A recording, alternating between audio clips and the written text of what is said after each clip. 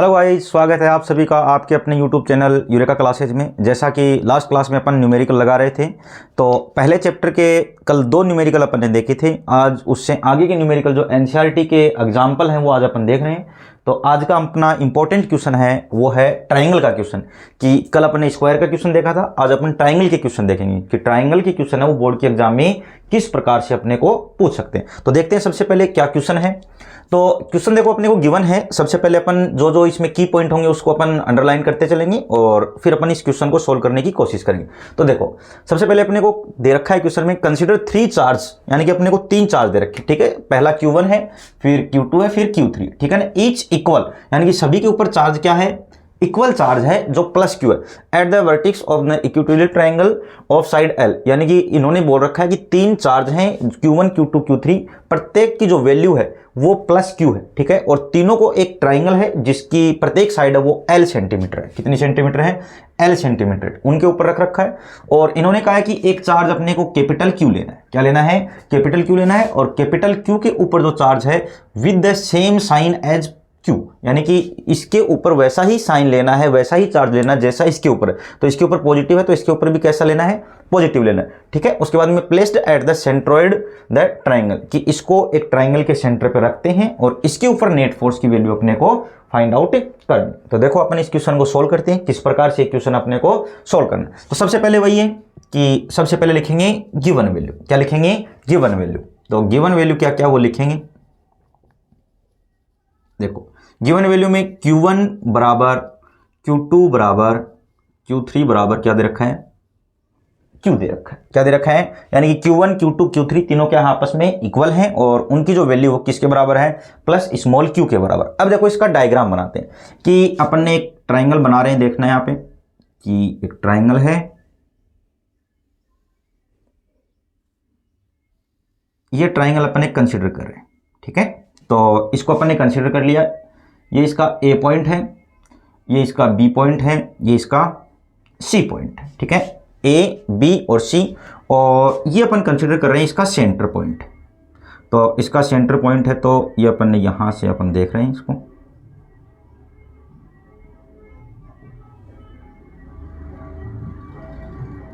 ये इसका centre point O है और इसके सेंटर पॉइंट O पे अपन ने रख दिया प्लस का Q रख दिया। क्या रख दिया? प्लस का Q चार्ज यहाँ पे रखा है। और प्लस का Q चार्ज जो है इसके ऊपर इन तीनों के कारण नेट फोर्स अपने को निकालना है कि इसके सेंटर के ऊपर प्लस Q है, इसके ऊपर जो नेट चार्ज है वो कितना होगी, वो वैल्यू अपने को फाइंड आउट करनी। तो अपन देख रहे हैं कि सभी के ऊपर यहाँ पर भी क्या है? Q है, यहाँ पर भी क्या है? Q है, यहाँ पर भी क्या है? Q है। तो अब अपन यहाँ पे देखेंगे ये जो साइड है वो L है, ये जो साइड है वो भी L है, ये वो जो साइड है ये भी L है। अब अपने को पता है, देखो यहाँ पे AO और OC और OB, यानी कि यहाँ पे अपन ये लिख सकते हैं कि AO इक्वल है किसके? OC के, और इक्वल है OB के। यानी कि ये भुजा, ये भुजा, ये भुजा, यानी कि तीनों जो साइड हैं ये वाली ये बराबर होती है। यानी कि यहाँ पे अपन लिख सकते हैं OA बराबर OB बराबर OC। और अपन सभी को पता है कि ट्राइंगल रूल से या ट्राइंगल से अपने को पता है इसके सेंटर से ये डिस्टेंस, सेंटर से ये डिस्टेंस, सेंटर से ये डिस्टेंस हमेशा क्या होती है? इक्वल होती है। और इनकी जो वैल्यू होती है वो अपन सभी को पता है कितनी होती है? L/√3 होती है। यानी कि ये जो साइड है उसकी 1/√3 जो होती है वो इसके इक्वल होती है। तो ये अपन ने ले ली L/√3।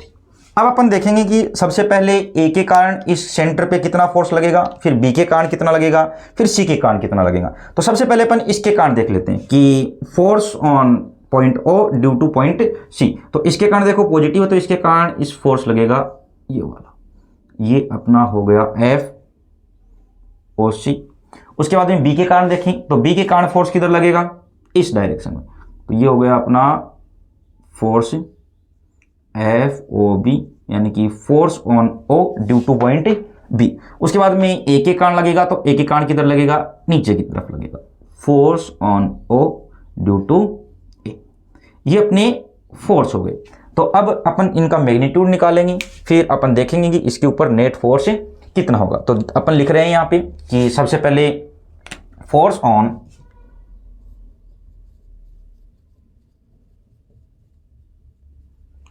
Point O due to point B के कारण निकाल लें, पॉइंट B। तो यहां से force on O due to point B. B के कारण जो फोर्स होगा वो कितना होगा, तो सबसे पहले के Q1 Q2, तो Q1 की वैल्यू अपन स्मॉल क्यू ले लें, Q2 की वैल्यू कैपिटल क्यू हो जाएगी, और इनके बीच की डिस्टेंस, अब ये डिस्टेंस ये डिस्टेंस ये डिस्टेंस सभी की इक्वल है, तो ये भी कितनी हो जाएगी Ly√3, ये भी कितनी होगी Ly√3, और ये भी कितनी होगी Ly√3। तो इसकी देखो वैल्यू पुटअप कर रहे हैं तो कितना हो गया, के Q1 की वैल्यू स्मॉल क्यू, Q2 की वैल्यू कैपिटल क्यू, और बीच अपॉन में क्या आ जाएगा, बीच की डिस्टेंस का स्क्वायर, तो कितनी है Ly√3 का स्क्वायर। तो इसको सोल्व करने पे अपने पास ये वैल्यू आ जाएगी KQ/L²।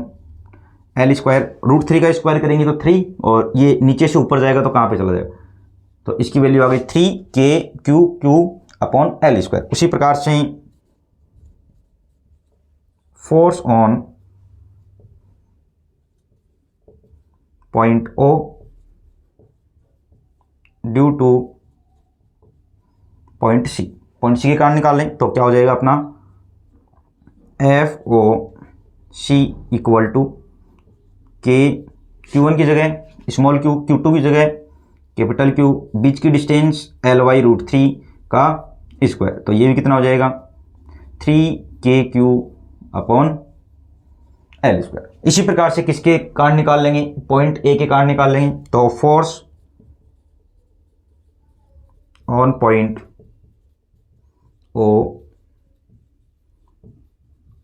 Due to point A, यानी कि पॉइंट A के कारण O पे जो फोर्स है वो कितना होगा, तो यहाँ से FOA इक्वल टू KQQ/Ly√3 का स्क्वायर, और यहाँ से क्या हो जाएगा KQQ/L², और ये आ गया √3।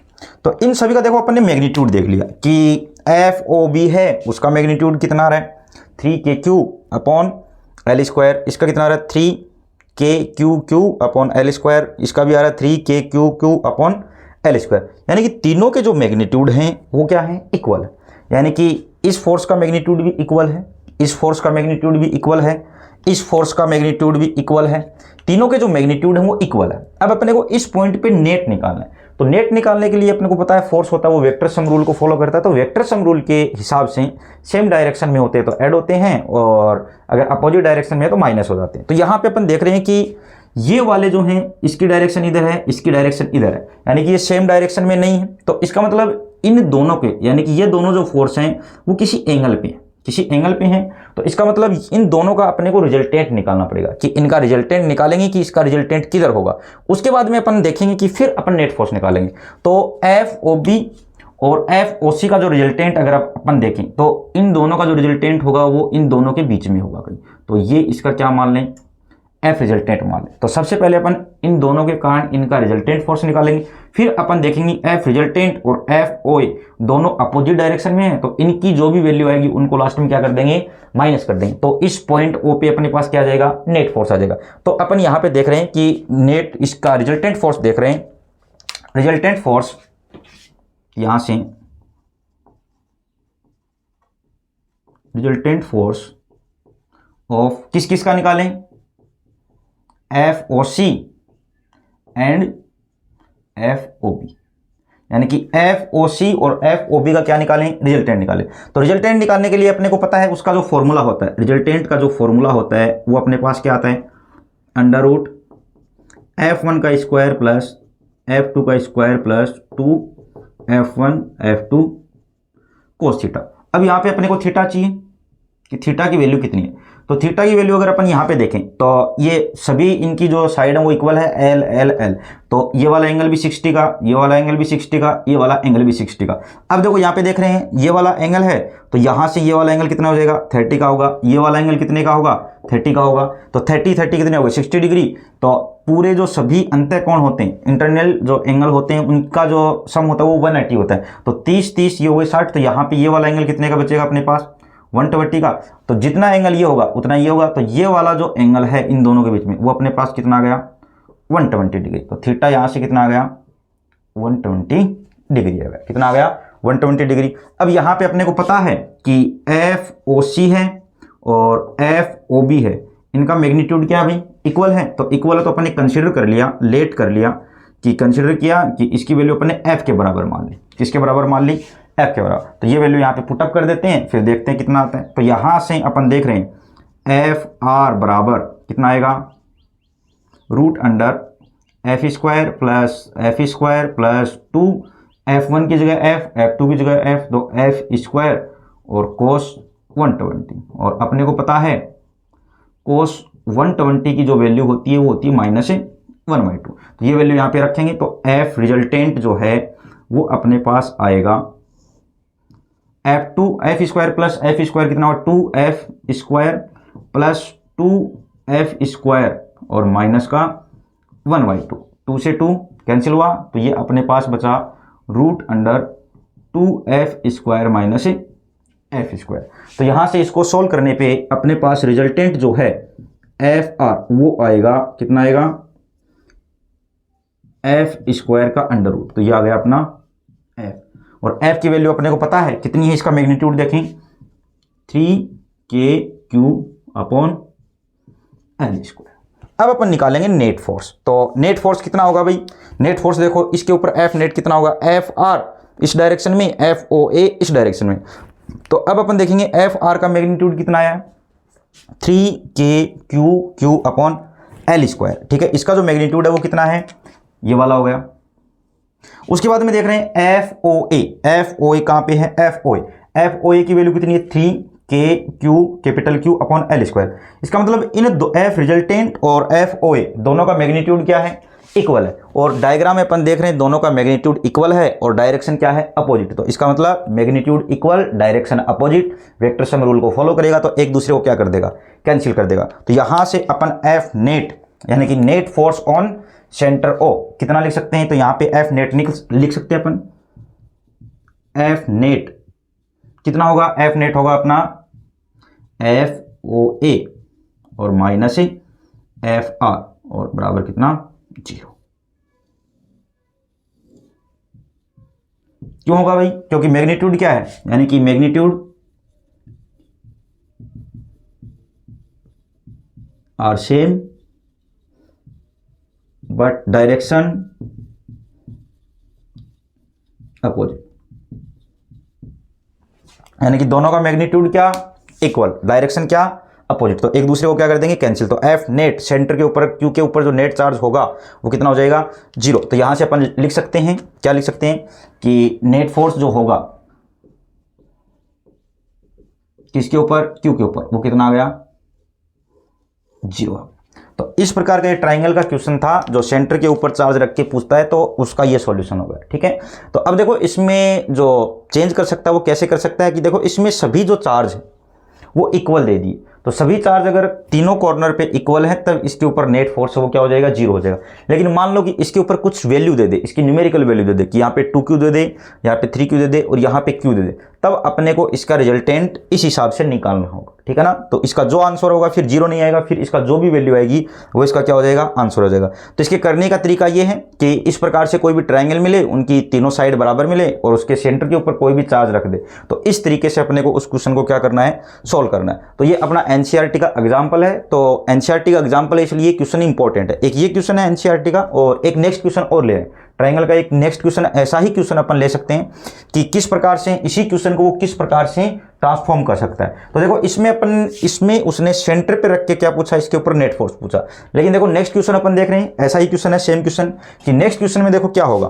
तो नेक्स्ट क्वेश्चन में आप देखो कि नेक्स्ट क्वेश्चन में इसने कहा है कि consider the charge q -q, यानी कि इसने बोला है कि एक ट्राइंगल है और उसके ऊपर 3 चार्ज है, यानी कि consider the charge q -q, 3 charge लेने हैं। एक है अपना प्लस का q, दूसरा भी प्लस का q और तीसरा अपना -q, placed at the vertex of an equatorial triangle as shown in the diagram figure, what is the force on each charge. तो ये बोल रहा है कि इन तीनों चार्ज को डायग्राम के अनुसार, कि क्वेश्चन में डायग्राम दे रखा है, इसके हिसाब से एक ट्राइंगल है जिसकी प्रत्येक जो साइड है यानी कि ईच साइड है वो क्या है, L है। ठीक है ना, तो उनके कॉर्नर पे रख दिया। अब ये पूछ रहा है कि आपको प्रत्येक कॉर्नर पे या प्रत्येक पॉइंट पे या प्रत्येक चार्ज पे आपको क्या निकालना है, फोर्स निकालना है। क्या निकालना है, फोर्स। तो इस प्रकार से आपको F1 की वैल्यू निकालनी है, F2 की वैल्यू निकालनी है और F3 की वैल्यू निकालनी है। तो देखो इस क्वेश्चन को अपन सोल्व करते हैं। सेम तरीका है, सेम मेथड है, उसी प्रकार से कुछ नहीं करना है। इसमें सेंटर पे पूछ लिया था, अब इसमें अपन क्या निकालेंगे, अलग से F1 निकालेंगे, फिर F2 निकालेंगे, फिर क्या निकालेंगे, F3 निकालेंगे। ठीक है, तो अब देखो इस क्वेश्चन को समझने की कोशिश कर रहे हैं कि पहला A पॉइंट, फिर B पॉइंट, फिर C पॉइंट। A पॉइंट पे कितना चार्ज है, प्लस का क्यू है, B पॉइंट पे कितना, प्लस का क्यू है, और सी पॉइंट पे कितना है, माइनस का क्यू है। कितना है, माइनस का क्यू। तो अब अपन देख रहे हैं कि सबसे पहले अपन लेट कर रहे हैं F1 निकालेंगे। क्या निकालेंगे, F1। तो यहां से अपन निकाल रहे हैं force on point A, force on point, यानी कि इसको B पे निकालिए क्या, F, एक ही बात है, F B पे निकाल लें। ठीक है ना, फोर्स ऑन पॉइंट बी, यानी कि नेट फोर्स निकालेंगे। क्या निकालेंगे, net force on point B निकाल रहे हैं। ठीक है, तो सबसे पहले देखो पॉइंट बी के ऊपर दो फोर्स काम कर रहे हैं। सबसे पहले पॉइंट बी के ऊपर जो ए वाला है वो भी क्या लगाएगा, फोर्स लगाएगा। तो फोर्स ये लगा रहा है। ठीक है, force on point B due to point ए के कारण लगने वाला फोर्स एफ बी ए है। उसके बाद में सी के कारण लगने वाला फोर्स अपन ने मान लिया क्या है, एफ सी है। तो यहां पे देखो अपन कंसीडर कर रहे हैं, इसको लिख रहे हैं force on point B due to point ए। तो इसको अपन ने नाम दे दिया F B A. F B ए की वैल्यू कितनी होगी, के Q1 Q2 upon are square, बीच की डिस्टेंस का स्क्वायर। तो अब देख रहे हैं Q1 क्या हो गया, Q हो गया, Q2 क्या हो गया, Q हो गया। ठीक है, उसके बाद में बीच की डिस्टेंस कितनी है, L हो गई। तो यहां से इसको अपन क्या लिख सकते हैं, K Q square upon L square हो गया। उसके बाद में अपन देख रहे हैं force on point B due to point C, यानी कि पॉइंट सी के कारण, यानी कि पॉइंट सी के ऊपर नेगेटिव चार्ज है, तो पॉइंट सी के ऊपर नेगेटिव चार्ज है, उसके कारण लगने वाला जो फोर्स होगा वो कितना होगा। तो वो देख रहे हैं अपन एफ बी सी, यानी कि एफ बी सी जो है ये रहा अपना एफ बी सी, ये होगा। तो एफ बी सी क्या हो जाएगा, के Q1 पहला चार्ज, Q2 दूसरा चार्ज, और बीच की डिस्टेंस L का स्क्वायर। तो क्या हो जाएगा, के Q square upon L square. ठीक है, तो ये हो गया देखो ए के कारण लगने वाला फोर्स, ये हो गया सी के कारण लगने वाला फोर्स।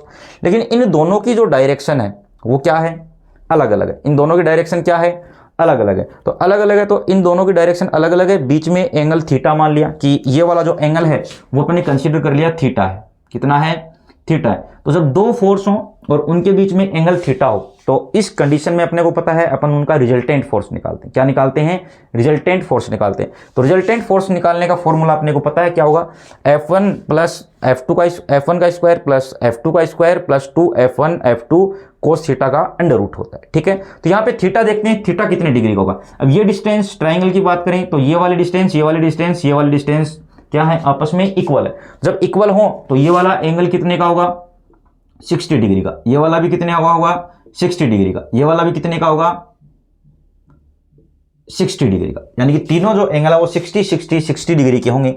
अब अपने को पता है अगर एक रेखा की बात करें तो उसके ऊपर होने वाला इंसिडेंट जो एंगल होगा वो 180 डिग्री का होगा। कितने का होगा, 180 डिग्री का। यानी कि यहां से लेके यहां तक का जो एंगल होगा वो कितना होना चाहिए, 180 का होना चाहिए। तो 180 में से अगर अपन ये वाला एंगल घटा दें तो अपने पास ये वाला एंगल आ जाएगा। तो अगर 180 माइनस 60 करें तो ये थीटा अपने पास आ जाएगा 120 डिग्री। इसी प्रकार से इसके लिए निकाल सकते हैं, ये भी कितना आ जाएगा, 120 डिग्री। तो यहां पे अपन नेट फोर्स निकाल रहे हैं, net force on point B, यानी कि नेट फोर्स कितना है, F1, यानी कि नेट फोर्स कितना है, F1। तो F1 यहां पे निकाल रहे हैं, F1 का जो मैग्नीट्यूड अपन निकालेंगे, F1 का मैग्नीट्यूड निकालेंगे तो वो हो जाएगा अपने पास, यहां से कितना हो जाएगा, एफ बी ए का square plus F B C का square plus 2F B A F B C cos 120 degree. तो इसकी वैल्यू अपने को पता है, इन दोनों का देखो मैग्नीट्यूड आपस में क्या है, इक्वल है। तो यहां पे अपन लेट कर लेते हैं, इसको कंसीडर कर लिया लेट। क्या लेट कर लें, F B A equal to F B C equal to F मान लिया। ठीक है, तो यहां पे अब इसकी वैल्यू अपन सोल्व कर रहे हैं। F1 का मैग्नीट्यूड कितना हो जाएगा, एफ स्क्वायर प्लस 2f² और कोस 120 की वैल्यू माइनस का 1/2। तो माइनस का 1/2 अगर लेंगे तो ये से ये गया, और यहाँ पे इसको सोल्व करने पे अपने पास क्या बचेगा, √2f² माइनस f²। तो इसको सोल्व करने पे अपने के पास बचेगा f²। तो यहाँ से f1 है वो अपने को मिलेगा f, और इसकी वैल्यू कितनी है kq²/L²। इसका मतलब पॉइंट ए के ऊपर या सॉरी पॉइंट बी के ऊपर जो नेट फोर्स अपने को मिलेगा, इन दोनों के कारण इस पॉइंट पे प्लस क्यू के ऊपर लगने वाला जो नेट फोर्स है उसकी वैल्यू कितनी हो जाएगी kq²/L²। इसी प्रकार से किसके लिए कैलकुलेट करेंगे, पॉइंट ए पे कैलकुलेट करेंगे, उसी प्रकार से किसके लिए करेंगे, पॉइंट सी पे करेंगे। तो नेक्स्ट अपन देख रहे हैं किसके लिए,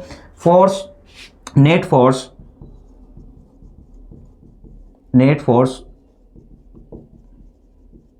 एट पॉइंट ए देख रहे हैं, एट पॉइंट ए के ऊपर देखेंगे कि ए के ऊपर जो नेट फोर्स है वो कितना होगा। तो इसके लिए अपन देख रहे हैं सबसे पहले सेम तरीका, force on point A due to किसके कारण देखेंगे, अब बी के कारण लगेगा, ड्यू टू पॉइंट बी, यानी कि पॉइंट बी के कारण एफ बी फोर्स लग रहा है, और सी के कारण क्या लग रहा है, एफ सी फोर्स लग रहा है, या ए सी मान लो, इसको मान लो force on A due to point B. तो यहां से एफ ए बी क्या होगा, के Q1 कितना है Q, और Q2 कितना हो गया Q। तो क्या हो जाएगा के Q1 Q2 अपॉन बीच की डिस्टेंस का स्क्वायर हो गया। उसी प्रकार से क्या निकाल लेंगे, force on point A due to point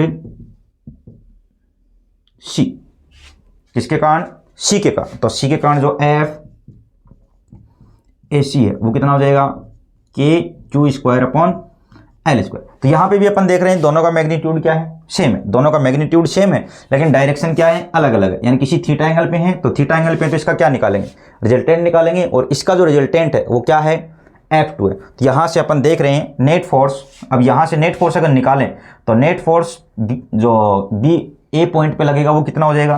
तो रिजल्टेंट निकाल लें दोनों का, तो नेट फोर्स वो कितना है, F2 है, और F2 इसका रिजल्टेंट निकलेगा। तो रिजल्टेंट का फॉर्मूला क्या होता है, F2 बराबर क्या हो जाएगा, यहां से √अंडर किसका स्क्वायर, एफ ए बी का square plus F A C का square plus 2f A B F A C cos theta. यहां पे थीटा की वैल्यू कितनी है, थीटा की वैल्यू कितनी है 120 डिग्री। तो यहां पे अपने को पता है थीटा बराबर कितना हो जाएगा 120 डिग्री, थीटा कितना है 120 डिग्री। तो यहां से अपन देख रहे हैं F2 वो कितना हो जाएगा, देखो इन दोनों का मैग्नीट्यूड वापिस से क्या है, एफ ए बी और F A C, F A B F A C दोनों का मैग्नीट्यूड क्या है, इक्वल है। अब दोनों का मैग्नीट्यूड इक्वल है तो अपन ने कंसीडर कर लिया, लेट कर लिया यहाँ पे, लेट कि F A B equal to F A C equal to F consider कर लिया। क्या कंसीडर कर लिया, इसको एफ कंसीडर कर लिया। तो यहां से अब ये वाला जो इक्वेशन है वो क्या बन जाएगा, f² प्लस 2f² कोस 120 डिग्री। और अपन सभी को पता है कोस 120 डिग्री की वैल्यू कितनी होती है, माइनस का 1/2 होती है। अब ये वैल्यू अपन यहां पे रखेंगे, तो यहां पे रखेंगे तो अपने पास F2 क्या आने वाला है, F2 आएगा 2f² माइनस 2f² माइनस का 1/2, 2 से 2 गया तो ये अपना बचा F2 बराबर क्या बचा अपने पास 2f² माइनस f² बराबर √f², और F2 बराबर अपने पास आ गया f, और f की वैल्यू कितनी है kq²/L²। ये हो गया नेट फोर्स ऑन पॉइंट ए के ऊपर नेट फोर्स कितना आ गया kq²/L² आ गया। और पॉइंट बी के ऊपर जो नेट फोर्स था, ये जो था net force point B, net force at point B. तो बी के ऊपर भी कितना आया अपना K Q square upon L square. इसका मतलब इसके ऊपर नेट फोर्स और इसके ऊपर नेट फोर्स क्या है, इक्वल है। अब अपन तीसरे के लिए ट्राई कर रहे हैं कि इसके ऊपर जो फोर्स लगेगा यानी कि सी के ऊपर जो नेट फोर्स लगेगा उसकी वैल्यू कितनी होती है। ठीक है, तो उसकी वैल्यू कितनी होगी तो वो अपन, मैं इस साइड से थोड़ा मिटा रहा हूँ, इस साइड पे अपन देख रहे हैं। तो अब अपन ने देखो पॉइंट बी पे नेट फोर्स निकाल लिया, पॉइंट ए पे निकाल लिया, अब अपने को किस पे निकालना है, सी पे निकालना। तो अब अपन निकालेंगे नेट फोर्स एट पॉइंट, किस पे निकालना है, एट पॉइंट सी, और इस पे कितना है F3, कितना है F3। तो इसको निकालने के वही तरीके हैं। सबसे पहले देखो इसके ऊपर एक फोर्स लग रहा है इस डायरेक्शन में, एक फोर्स लग रहा है इस डायरेक्शन में, तो इसका क्या निकालेंगे, रिजल्टेंट निकालेंगे। और दोनों के बीच में एंगल यहाँ पे कितना है, यहाँ पे एंगल कितने का है, 60 डिग्री का। कितने डिग्री का है, 60 डिग्री का। तो यहाँ पे डायरेक्ट निकाल दें। तो यहाँ पे नेट फोर्स अगर निकालें, F3 अगर निकालना चाहें तो यहाँ से F3 बराबर मैं क्या लिख सकता हूँ, F3 बराबर डायरेक्ट लिख दूँ, क्या हो जाएगा, root under force on C due to point A का square plus force on point C due to B का square plus 2FCA FCB cos theta. कितना हो जाएगा, कोस थीटा। यहाँ पे देखो थीटा कितने का है, 60 डिग्री का है। तो यहाँ पे मैं क्या लिख सकता हूँ, थीटा होगा वो अपना है 60 डिग्री का। यहाँ से देखो अपन को पता है FCA का मैग्नीट्यूड और FCB का मैग्नीट्यूड क्या है, बराबर है। इसको अपन ने कंसिडर कर लिया, क्या कंसिडर कर लिया कि F के बराबर। तो यहाँ से ये वाली जो इक्वेशन है वो क्या बनेगी अपने पास, F3 बराबर अपने पास बनेगा F square plus 2F square कोस 60 डिग्री। और कोस 60 डिग्री की जो वैल्यू होती है,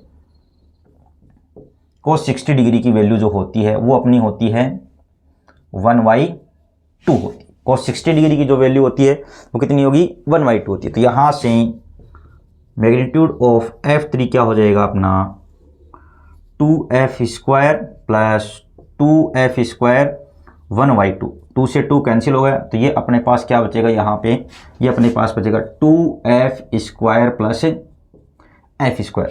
तो F square plus 2F square कितना होगा, 3F स्क्वायर हो गया। तो यहाँ से F3 बराबर कितना हो जाएगा, 3F स्क्वायर। और इसको अगर अंडर रूट से बाहर लेके आएंगे तो ये अपने पास बचेगा √3F। और यहाँ से F3 की वैल्यू है वो अपने पास क्या मिलेगी, root under K Q square upon L square. तो ये क्या हो गया, किस पे आ गया, net force on point C. तो ये हो गया अपना net force on point C, या फिर क्या बोल सकते हैं, net force at charge minus Q. तो यहां से अपन तीनों जगह से देखो, एक अपने पास ये आ गया, F1 की वैल्यू कितनी है, F1 की वैल्यू आई के Q square upon L square. F2 की वैल्यू कितनी आई, के Q square upon L square. लेकिन F3 की जो वैल्यू है वो अपने पास कितनी आई, √3 K Q square upon L square. तो यहाँ से अपन ये बोल सकते हैं कि F1 का वैल्यू और F2 की वैल्यू वो क्या है, इक्वल है। और कितनी है, के Q square upon L square. But F3 की जो वैल्यू है वो कितनी है, √3 K Q square upon L square. It means F1 equal to F2 but not equal to F3। ये क्या हो गया अपना आंसर हो गया। क्वेश्चन में क्या पूछा था कि ईच पॉइंट पे, किस पे, what is the force on each charge, यानी कि प्रत्येक चार्ज पे या प्रत्येक पॉइंट पे अपने को क्या निकालना, तीनों कॉर्नर पे क्या निकालना था, फोर्स। तो सबसे पहले अपन जो अपना बी पॉइंट था उसके ऊपर प्लस क्यू चार्ज था, उसके ऊपर फोर्स निकाल लिया, ये निकाल लिया। उसके बाद में दूसरे कॉर्नर पे निकाल लिया और लास्ट में अपन ने क्या कर लिया, तीसरे कॉर्नर पे निकाल लिया। तो ये अपना क्या हो गया, ट्राइंगल के क्वेश्चन हो गए, ठीक है ना। तो अपन ने एनसीईआरटी के दोनों ही एग्जाम्पल हैं और दोनों ही इंपॉर्टेंट। तो एग्जाम में, बोर्ड के एग्जाम में स्क्वायर और ट्राइंगल के जो क्वेश्चन अपन ने किए, दो टाइप के अपन ने स्क्वायर के क्वेश्चन देखे थे और 2 टाइप के अपन ने ट्राइंगल के क्वेश्चन देख लिए। अब हो सकता है देखो भाई यहाँ पे जो चार्जों की जो वैल्यू है वो अलग अलग दे दे, तो यहाँ पे वैल्यू सिर्फ चेंज कर सकता है, बाकी पैटर्न यही रहेगा। तो 2 क्वेश्चन अपन ने स्क्वायर के देख लिए और 2 क्वेश्चन किसके देख लिए, ट्राइंगल के देख लिए। तो कूलम्ब फोर्स के जो क्वेश्चन अपन ने देखे वहाँ से एक अपने को 2 चार्ज देखे, डायरेक्ट फॉर्मूला बेस्ड क्वेश्चन पूछ सकता है, उसके बाद में स्क्वायर की जो शेप है उसके ऊपर क्वेश्चन पूछ सकता है, उसके बाद में ट्राइंगल की जो शेप है उसके ऊपर क्वेश्चन पूछ सकता है। ठीक है, तो ये अपने एनसीईआरटी के कुछ एग्जाम्पल है। फिर अपन नेक्स्ट क्वेश्चन ले रहे हैं। तो देखिए अब अपन ने कूलम्ब फोर्स के क्वेश्चन कर लिए, अब अपन डाइपोल के क्वेश्चन देखते हैं कि डाइपोल के क्वेश्चन है वो कैसे बन सकते हैं, इलेक्ट्रिक डाइपोल के क्वेश्चन कैसे बनते हैं। ठीक है, तो सबसे पहले अपने को एक इलेक्ट्रिक डाइपोल का क्वेश्चन दिया है जिसमें अपने को इलेक्ट्रिक डाइपोल मोमेंट अपने को निकालना है। तो सबसे पहले देखो क्वेश्चन दिया रखा है, if the distance between H, यानी कि अपने को डिस्टेंस दे रखी है, 2 अपने पास डाइपोल हैं, यानी कि एक डाइपोल है एच और Cl माइन, यानी कि H प्लस मान लें और Cl क्या मान लें, माइनस मान लें। तो H plus and Cl minus के बीच की जो डिस्टेंस है वो अपने को दे रखी है, कितनी दे रखी है, 1.2 एंगस्ट्रॉम दे रखी है। ठीक है, the value of electric dipole moment of this molecule will B, यानी कि अपने को एक मॉलिक्यूल दे रखा है HCl। ठीक है, H प्लस और Cl माइनस के बीच की डिस्टेंस दे रखी है 1.28 एंगस्ट्रॉम दे रखी है। ठीक है, उसके बाद में इनके लिए अपने को इलेक्ट्रिक डाइपोल मोमेंट निकालना है। तो सबसे पहले वही है कि न्यूमेरिकल को सोल्व करने के लिए सबसे पहले क्या लिखते हैं, गिवन वैल्यू। तो गिवन वैल्यू लिख दें, गिवन वैल्यू क्या दे रखी है, distance between molecules,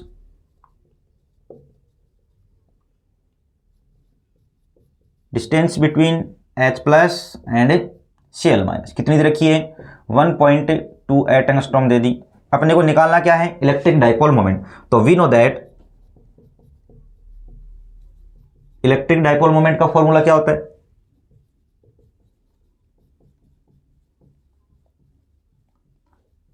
electric dipole moment, इसको P से डिनोट करते हैं। P बराबर क्या होता है, चार्ज इंटू क्या होता है, चार्ज इंटू इन दोनों के बीच की डिस्टेंस। तो अपन क्या लिख सकते हैं, Q इंटू 2A लिखते हैं। अब देखो यहाँ पे चार्ज देख रहे हैं कि चार्ज कितना है, तो चार्ज कितना होगा इसके ऊपर, तो यहाँ पे चार्ज देख लेते हैं, डिस्टेंस दे दी, उसके बाद में चार्ज देख ले। तो चार्ज कितना होगा, 1.6 इंटू 10⁻⁻19 कूलम होगा। तो यहाँ पे देखो बीच की डिस्टेंस कितनी दे रखी है, 2A की जगह अपन क्या लिखेंगे, 1.28 एंगस्ट्रॉम लिखेंगे, और Q की जगह क्या लिखेंगे, 1.6 इंटू 10⁻⁻19 कूलम। तो यहाँ से इलेक्ट्रिक डाइपोल मोमेंट P बराबर कितना आ जाएगा, 1.6 इंटू 10⁻⁻19 इंटू 1.28 इंटू 10⁻, अब एंगस्ट्रॉम को मीटर में कन्वर्ट करेंगे तो कितना होगा, 1.28 इंटू 10⁻10 मीटर। एक एंगस्ट्रॉम बराबर कितना होता है, 10⁻10 मीटर। तो यहाँ पे कितना होगा, 10⁻10 मीटर। अब इसको सॉल्व करें तो P बराबर कितना आ जाएगा, 1.6 इंटू 1.28 इंटू 10⁻19 और 10⁻10 कितना हो गया, 10⁻29, और यूनिट लिखें तो चार्ज की यूनिट क्या होती है, कूलम इंटू मीटर होगी। तो इसको सोल्व करने पे अपने पास P बराबर कितना आएगा, इसको सोल्व कर लेते हैं। तो इसको सोल्व करेंगे तो देखते हैं कितना आ रहा है। तो इसकी जो वैल्यू अपने को मिल रही है वो मिल रही है 2.04 इंटू 10⁻29 कूलम इंटू,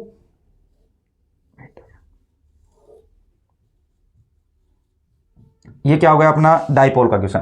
अब देखो ये जो क्वेश्चन है, इस टाइप का जो क्वेश्चन है, लगभग अपनी बोर्ड के एग्जाम में ऐसा क्वेश्चन पूछा जाता है। तो इसमें देखो आपको क्या चेंज कर सकता है, पैटर्न वही रहेगा, फॉर्मूला वही रहेगा, सारी चीजें वही रहेगी, सिर्फ क्या चेंज करेगा ज्यादा से ज्यादा, जैसे अपन को दे रखा है HCl दे रखा है, तो यहाँ पे क्या कर देगा, NaCl दे देगा। क्या देगा, NaCl, कि if the distance between Na plus and Cl minus is 1 angstrom दे दी, 2 एंगस्ट्रॉम दे दी, 3 एंगस्ट्रॉम दे दी, then the value of electric dipole moment of this molecule will be, सिर्फ इतना चेंज करेगा, बाकी पैटर्न क्या रहेगा, सेम रहेगा। तो ये डाइपोल का इस टाइप का क्वेश्चन है, वो भी इंपॉर्टेंट क्वेश्चन बनता है कि इस टाइप के जो क्वेश्चन है वो पीछे बोर्ड के एग्जाम में अपने से पीछे जा चुके हैं, ठीक है ना, तो पूछे जा चुके हैं। तो वापस से एक प्रोबेबिलिटी है कि वापस से इन क्वेश्चनों को वो क्या कर सकता है, रिपीट कर सकता है। ज़्यादा से ज़्यादा ये है कि उनकी थोड़ा सा इधर चेंज कर दे, इसमें चेंज कर दे, इसमें चेंज कर दे, बाकी पैटर्न वही रहने वाला, ठीक है। तो डाइपोल का एक और क्वेश्चन अपन देखते हैं जो इंपॉर्टेंट क्वेश्चन है, कि अब की बार ये इंपॉर्टेंट क्वेश्चन बन सकता है,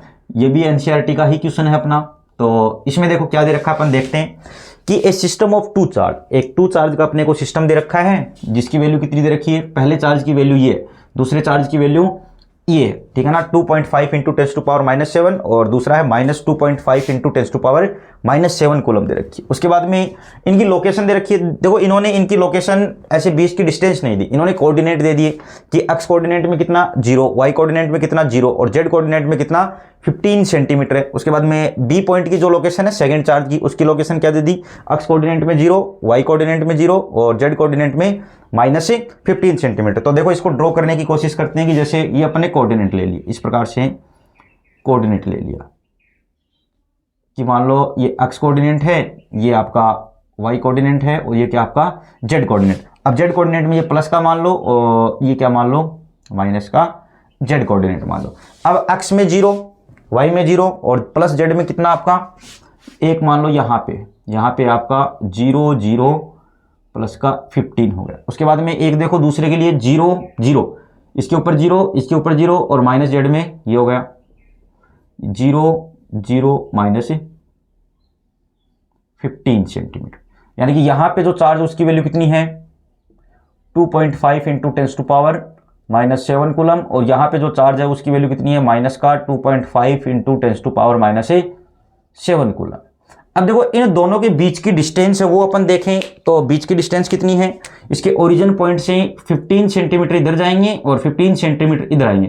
तो यहाँ से लेके यहाँ तक की जो डिस्टेंस है वो अपनी कितनी हो गई 30 सेंटीमीटर। कितनी सेंटीमीटर हो गई 30 सेंटीमीटर। ठीक है, तो अब देखो अपन अपना ये डायपोल बन गया कि एक चार्ज है उसकी वैल्यू ये है, दूसरा चार्ज है उसकी वैल्यू ये है। तो मैग्नीट्यूड में सेम है, डायरेक्शन में अपोजिट है, साइन में अपोजिट है, तो डायपोल बन गया और बीच की डिस्टेंस कितनी हो गई 30 सेंटीमीटर। अब अपन इस क्वेश्चन को सोल्व कर देंगे। तो सबसे पहले वही तरीका है, क्या लिखेंगे, गिवन वैल्यू लिखेंगे। गिवन वैल्यू देखो, तो गिवन वैल्यू देखो सबसे पहले क्यू ए दे रखा है, क्यू ए बराबर कितना 2.5 इंटू 10⁻⁻7 कूलम। उसके बाद में क्यू बी दे रखा है, क्यू बी कितना दे रखा है भाई माइनस का 2.5 इंटू 10⁻⁻7 कूलम दे रखा है। और दोनों के बीच की डिस्टेंस कितनी दे रखी है, दोनों के बीच की डिस्टेंस जिसको 2a मान लें कितनी दे रखी है 30 सेंटीमीटर बराबर 30 इंटू 10⁻⁻2 मीटर हो गया। ठीक है, अब अपने को क्या निकालना है, इलेक्ट्रिक डायपोल मोमेंट निकालना है। तो इलेक्ट्रिक डायपोल मोमेंट का फॉर्मूला क्या होता है, we know that electric dipole moment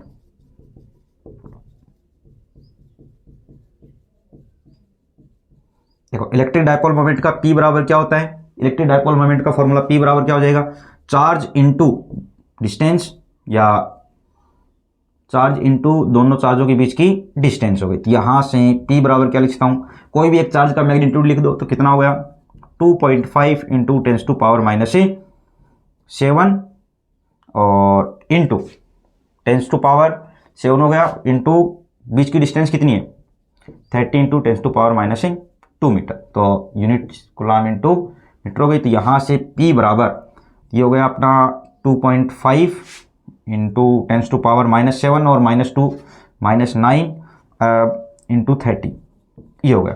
तो अब इसको अगर सॉल्व करें तो इसको सॉल्व करने में कितना आएगा 2.5 को 30 से मल्टीप्लाई करेंगे तो ये अपने पास आएगा P बराबर 75।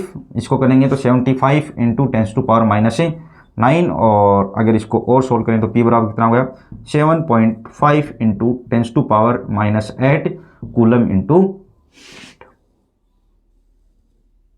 तो इस सिस्टम का जो इलेक्ट्रिक डायपोल मोमेंट है उसकी वैल्यू कितनी आ गई अपने पास 7.5 इंटू 10⁻⁻8 कूलम इंटू मीटर।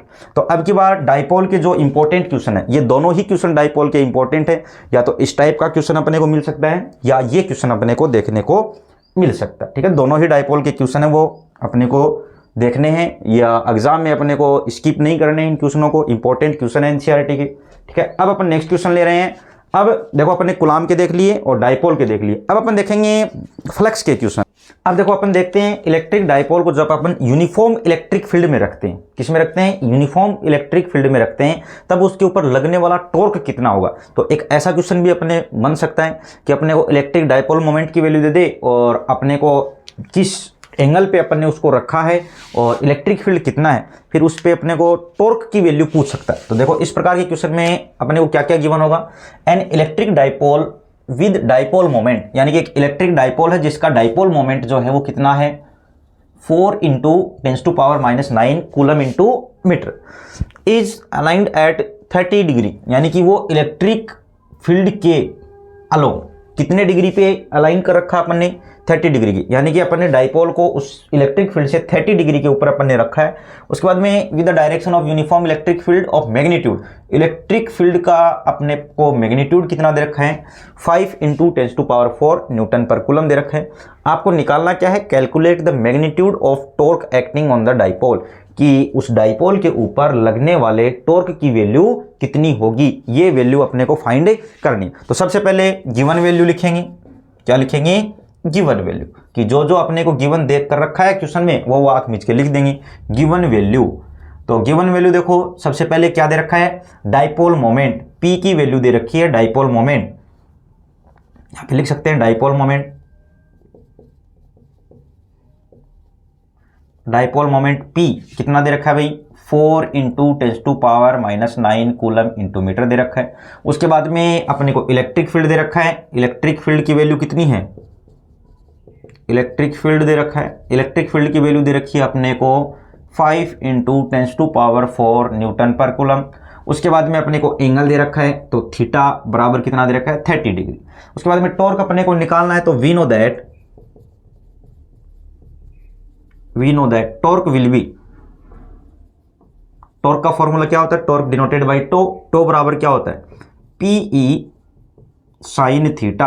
अब जो वैल्यू यहां पे गिवन है वो इस फॉर्मूले में रख देंगे, तो टो बराबर क्या आ जाएगा, P की वैल्यू देखो 4 इंटू 10⁻⁹ इंटू ई की value 5 into 10⁴ into sine theta sine 30 degree.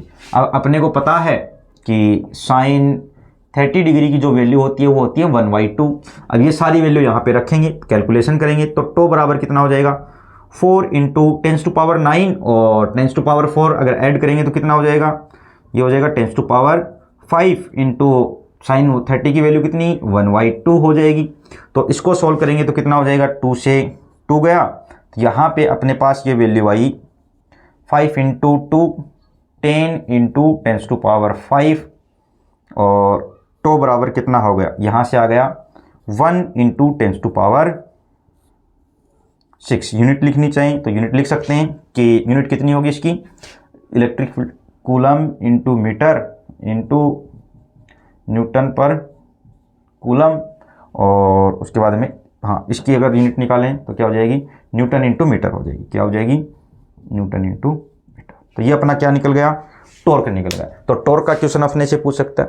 फिर देखो लास्ट जो टाइप अपनी बचती है इसमें, इस चैप्टर की लास्ट क्वेश्चन की जो टाइप है वो है गाउसियन सरफेस से अपने को क्वेश्चन पूछ सकता है। अब देखो बोर्ड के एग्जाम में पहले गाउसियन सरफेस से क्वेश्चन पूछे जा चुके हैं। कैसे क्वेश्चन पूछे जा चुके हैं, क्योंकि अपने को पता है कि जो गाउसियन सरफेस से जो निकलने वाला जो फ्लक्स होता है, तो फ्लक्स की वैल्यू जो होती है वो अपनी होती है फाई बराबर होती है Q in upon epsilon not. यहां से देखो कैसे क्वेश्चन पूछे जा सकते हैं कि अपने को कोई भी शेप दे दे, कि कोई भी शेप दे दिया, कोई भी क्यूब दे दिया, कोई भी स्क्वायर दे दिया, कोई भी अपने को स्पेयर दे दिया, इस प्रकार से दे सकता है। तो यहां से अपन देख सकते हैं कि जो फ्लक्स जो होता है, यानी कि किसी भी शेप से या किसी भी शेप और साइज से गुजरने वाला जो फ्लक्स होता है वो Q in upon epsilon not होता है, यानी कि वो सिर्फ और सिर्फ उसके इनसाइड चार्ज कितना है उसके ऊपर डिपेंड करता है। उसकी शेप क्या है, उसकी साइज, मतलब कितने अपन ने 3D के लिए बात करें कि उसमें 3D में कितना अपन उसमें लेंथ में चेंज कर रहे हैं, कितना उसके विड्थ में चेंज कर रहे हैं, उसके ऊपर डिपेंड नहीं करेगा। तो जैसे मान लो कि अपने को क्वेश्चन इस प्रकार से मिल सकता है गाउसियन सरफेस का कि कोई स्फीयर है, उसकी जो रेडियस है वो स्टार्टिंग में r, तब उसका जो निकलने वाला जो फ्लक्स है वो फाई है, ठीक है। तो उसके बाद में वो कंडीशन देगा कि अगर उसकी रेडियस को अपन ने 3 टाइम्स इंक्रीज कर दिया, क्या कर दिया 3 टाइम्स इंक्रीज कर दिया, तो बताओ उससे निकलने वाला जो नेट फ्लक्स है वो कितना होगा। तो अपन ने देखा कि जो इनसाइड जो चार्ज है वो तो उतना ही है, तो इनसाइड चार्ज अगर चेंज नहीं हो रहा है तो उससे निकलने वाला नेट फ्लक्स भी चेंज नहीं होगा। तो इस कंडीशन में उसका निकलने वाला नेट फ्लक्स क्या रहेगा, रिमेन सेम रहेगा। तो अगर उसकी रेडियस को डबल करें, ट्रिपल करें, या फिर क्यूब है क्यूब की साइड को डबल करें, ट्रिपल करें, तो 3D शेप में कोई भी प्रभाव नहीं पड़ेगा। यानी कि क्यू इनसाइड अगर जब तक चेंज नहीं होगा, यानी कि अंदर का चार्ज जब तक चेंज नहीं होगा तब तक उसका जो फ्लक्स है वो भी चेंज नहीं होगा, ठीक है। तो अब देखो इस क्वेश्चन को थोड़ा सा अपन करने की कोशिश करते हैं कि अपने को दे रखा है एक पॉइंट चार्ज दे रखा है जिसकी वैल्यू कितनी है 2 माइक्रोकूलम, कितनी है 2 माइक्रोकूलम है, is at the centre of A cube Gaussian surface, यानी कि इसको एक क्यूब के सेंटर पे रख रखा है और उसकी जो साइड है वो कितनी है 9 सेंटीमीटर का एक क्यूब है, उसके सेंटर पे अपन ने 2 माइक्रोकूलम चार्ज रख रखा है। तो अब ये पूछ रहा है कि net electric flux through the surface, इस पूरे सरफेस से निकलने वाला नेट फ्लक्स कितना होगा, तो ये अपने को फाइंड करना है। तो सबसे पहले अपन क्या लिखेंगे, गिवन वैल्यू लिखेंगे, गिवन वैल्यू, क्यू की वैल्यू कितनी दे रखी है, क्यू दे रखा है 2 माइक्रोकूलम, माइक्रो का मतलब 10 टू पावर -6, तो ये हो जाएगा 2 इंटू 10 टू पावर -6 कूलम होगा। उसके बाद में डिस्टेंस दे रखी है, कितनी दे रखी है डिस्टेंस दे रखी है 9 सेंटीमीटर, यानी कि 9 इंटू 10 टू पावर -2 मीटर दे रखी है। उसके बाद में और क्या दे रखा है अपने को, और क्या चाहिए, फ्लक्स के लिए अपने को एप्सिलॉन नॉट की वैल्यू चाहिए, तो एप्सिलॉन नॉट की वैल्यू कितनी होती है 8.854 into 10 to power -12 coulomb square newton per metre square, ये इसकी वैल्यू होती है। ठीक है, अब ये वैल्यू देखो अपने को इस प्रकार से क्यूब दे रखा है कि एक क्यूब है, इस प्रकार से ये क्यूब दे दिया, यहां से इस प्रकार से अपने को ये क्यूब, इसके सेंटर पे कितना है 2 माइक्रोकूलम है, ये वाली साइड कितने की 9 सेंटीमीटर की, ये वाली कितने की 9 सेंटीमीटर की। तो यहाँ पे अपने को फ्लक्स निकालना है, तो नेट फ्लक्स का फॉर्मूला 5 बराबर क्या हो जाएगा क्यू इन, तो 2 इंटू 10 टू पावर -6 अपॉन में कितना हो जाएगा 8.54 इंटू 10 टू पावर -12, तो इसको फ्लक्स जो हो जाएगा वो कितना हो जाएगा 2 अपॉन 8.54 इंटू ये ऊपर जाएगा 10 to power -6 into 10 to power plus का हो जाएगा 12, तो इसकी जो वैल्यू आएगी वो अप्रोक्सीमेट में अपन कितनी बोल सकते हैं, इसकी जो वैल्यू नेट फ्लक्स की जो वैल्यू आएगी 10 टू पावर 6 और 2i8 इसकी नेट फ्लक्स की वैल्यू इतनी, इसकी कितनी आ जाएगी 2.6, यानी कि इसको यहाँ से एक जीरो यहाँ से ले तो 5 बराबर 20 अपॉन अप्रोक्सीमेट में ले 8 ले लें इंटू 10 टू पावर 5, तो 5 बराबर 2.26 इंटू 10 टू पावर 5, ये क्या गया फ्लक्स की वैल्यू, क्या गई इसकी फ्लक्स की वैल्यू। तो इस प्रकार के गाउसियन सरफेस के क्वेश्चन अपने को पूछ सकता है कि कोई भी शेप अपने को क्यूब दे सकता है, स्फीयर दे सकता है, उसके सेंटर के अंदर अपने को कोई भी चार्ज रख के और उससे नेट फ्लक्स की वैल्यू पूछ सकता है। तो इस चैप्टर के अपन ने 4 या 5 टाइप के न्यूमेरिकल क्वेश्चन अपन ने कंप्लीट कर लिए। तो उम्मीद करते हैं कि इन्हीं जो न्यूमेरिकल अपन ने किए हैं, इस टाइप के न्यूमेरिकल आपको बोर्ड के एग्जाम में मिल जाएंगे। Thank you.